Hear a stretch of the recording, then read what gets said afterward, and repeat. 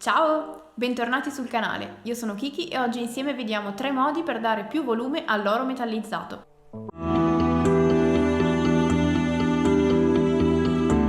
Proprio perché il mio obiettivo è cercare di dare più volume alle zone metallizzate, preferisco mostrarvi principalmente la tecnica che io preferisco e poi anche quella secondaria di passare il colore metallizzato e scurirlo con lo shade. Vediamo quindi 3 tipologie di approccio per creare 3 metalli leggermente diversi, un po' come abbiamo fatto l'altra volta con il bianco. Non perdiamo altro tempo e cominciamo con la prima. In questo primo esempio creeremo un oro classico, piuttosto caldo. Partiamo da una base creata da marrone scuro e oro, da stendere in tutte le parti che vorremmo far diventare dorate. Con questa tecnica non useremo lo shade, quindi vi consiglio di unire all'oro un marrone scuro e pieno tra quelli che avete a disposizione. Unire un colore non metallizzato stempererà un po' l'effetto riflettente dei pigmenti, creando un effetto più credibile di metallo in ombra.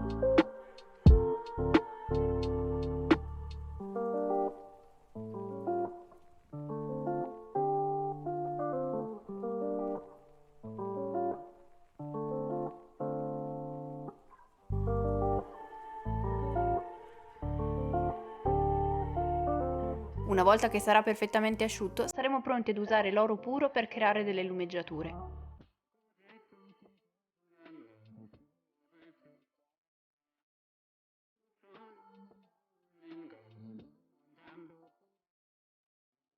Usiamo l'oro puro per mettere in risalto le parti voluminose e più visibili dell'armatura, evitando le zone in ombra.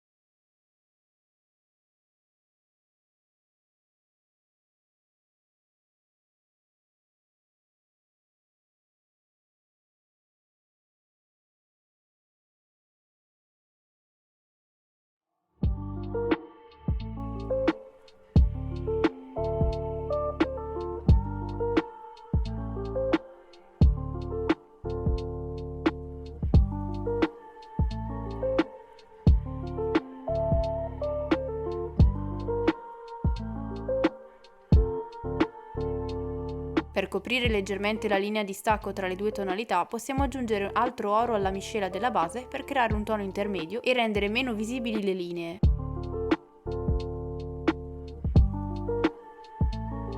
Per dare ulteriore luce ad alcuni punti, se non disponiamo di un oro più chiaro, possiamo aggiungere una punta di giallo, meglio se chiaro e luminoso. Dato che si tratta di un colore meno metallizzato dell'oro, è bene usarlo solo in alcuni piccoli punti per aggiungere un riflesso diverso.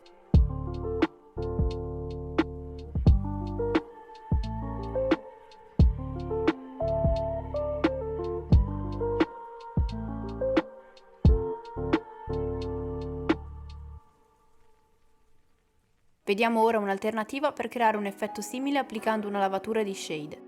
Non avremo un effetto pensato come questo che abbiamo appena visto, ma sicuramente sarà più veloce. Mi stavo dimenticando di dirvi che per i colori metallizzati vi consiglio sempre la base nera opaca, così che i pigmenti possano aderire e valorizzarsi al meglio. Se necessario facciamo 2 passate e lasciamo asciugare prima di applicare lo shade, in questo caso marrone scuro.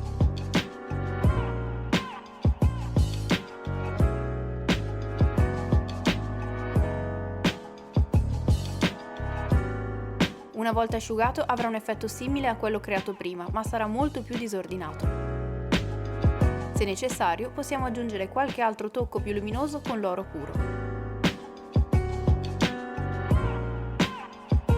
Per questo secondo esempio andiamo a creare un metallo un pochino più verdognolo che ricorda di più l'ottone. Anche in questo caso useremo lo stesso colore dorato di partenza, che sarà una costante in tutti e 3 gli esempi. Per il secondo esempio creiamo un colore di base scuro e freddo, unendo blu e nero allo stesso oro di prima.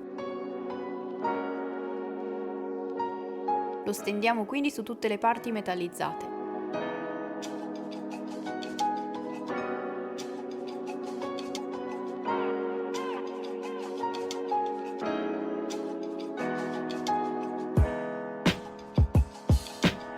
creiamo un tono più chiaro, composto solo da oro e blu, che ci permetterà di far risaltare le aree più voluminose ed esposte alla luce.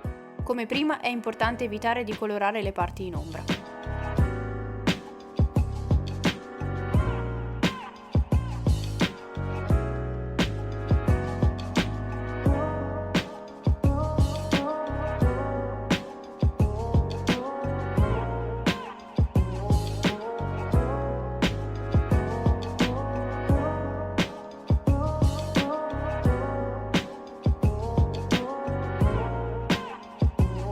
Con l'oro puro mettiamo in risalto i volumi restringendo l'area colpita.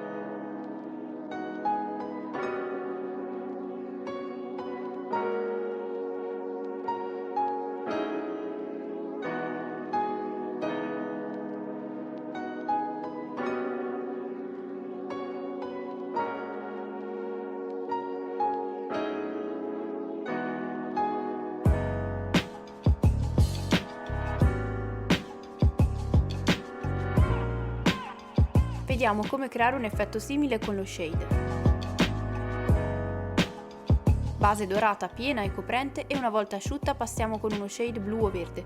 Quello che uso io è proprio un tono intermedio tra questi due colori. Per questo terzo esempio vediamo una tipologia di metallo che potrebbe per certi versi ricordare un po' il rame. Vediamo quindi un ultimo esempio per rendere più interessante un unico colore dorato. Uniamo quindi nero e marrone rossastro, indovinate, all'oro che abbiamo usato prima. Creiamo una base piena e scura.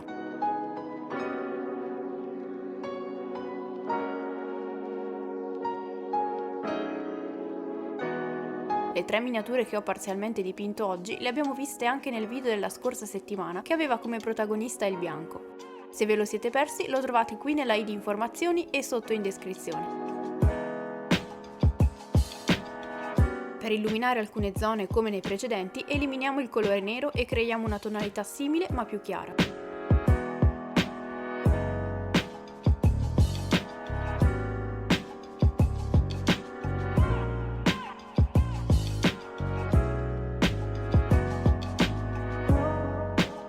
Per ognuna delle diverse colorazioni di metallo ho scelto di abbinare uno dei bianchi creati facendo attenzione a creare contrasto. In quest'ultimo ho abbinato al tono più freddo di bianco il rame, il più caldo tra i metalli, e così per ognuno dei precedenti.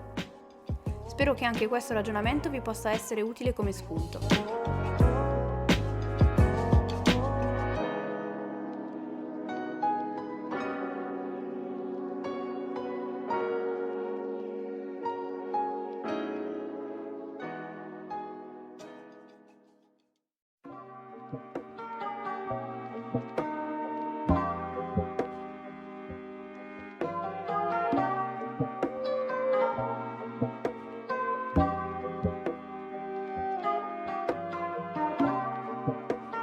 Questa combinazione crea un colore simile al rame, quindi per la versione con lo shade ne scegliamo uno rossastro per concludere anche l'ultimo esempio.